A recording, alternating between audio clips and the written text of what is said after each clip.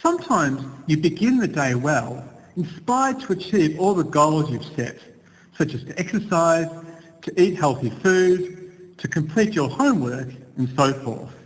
But then, as the day unfolds, you decide that perhaps these goals are really not so important.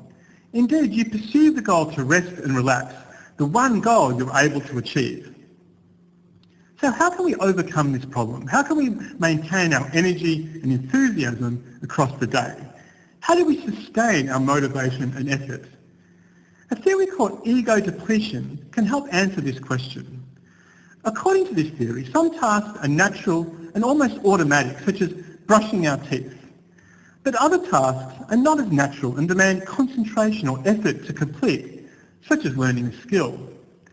Yet the level of concentration and effort we can sustain is limited. That is, this concentration and effort consumes mental energy from a limited supply in our brains. Consequently, if we complete several tasks that demand concentration and effort, this energy is depleted. Less concentration and effort is available to complete other subsequent tasks. Hence, individuals will not perform as well on these subsequent tasks that demand concentration and effort. The question therefore is, how can we restore our capacity to maintain concentration and effort across the day? That is, how can we replenish this mental energy? Sometimes called self-regulatory resources, because this mental energy regulates or modifies our behaviour. Well, several practices have been shown to restore mental energy and help people maintain their concentration and effort across the day. First, after people experience positive emotions, such as joy and excitement, this mental energy is restored. Similarly, after people experience unexpected rewards, this mental energy is also restored. Apparently, these unexpected rewards increase a brain chemical called dopamine, and dopamine is vital to concentration and effort. These considerations imply that to maintain concentration and effort across a day, people should occasionally engage in sort of more novel, unfamiliar, but sort of fun activities that can evoke positive emotions and maybe even a sense of reward. Second, after people consume glucose, mental energy is restored. Actually, even chewing but not swallowing glucose is sufficient. The glucose in our mouth actually feels rewarding, increases dopamine, and may be sufficient to restore concentration and effort.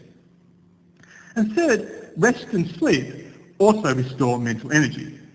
Now, in contrast, many other practices can also increase the initial supply of mental energy. For example, in one study, individuals were asked to complete tasks that demand concentration and effort every morning over the course of 2 weeks. They might have brushed their teeth with their non-preferred hand, engaged in unpleasant exercises, memorised phone numbers, or read articles more rapidly than usual. And this practice enhanced the capacity of individuals to sustain effort and concentration across the day, as perhaps this practice increased the daily supply of mental energy. This practice is particularly effective if individuals undertake 3 distinct difficult tasks each morning. Finally, some practices encourage individuals to utilise all their mental energy. That is, most people don't actually tend to deplete all their mental energy in a day.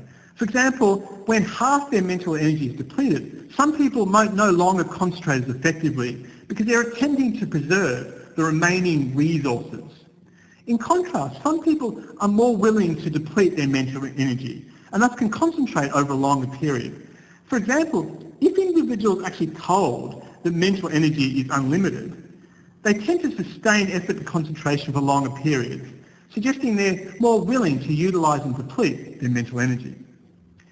In addition, after people reflect upon their future aspirations, they tend to sustain effort and concentration better, and perhaps they're not as concerned about their more immediate exhaustion. Indeed, after people clench their right fist for a couple of minutes, they sustain effort and concentration for longer periods. And the reason isn't certain, but clenching the right fist does activate regions in the left hemisphere of the brain, and these regions may be related to motivation.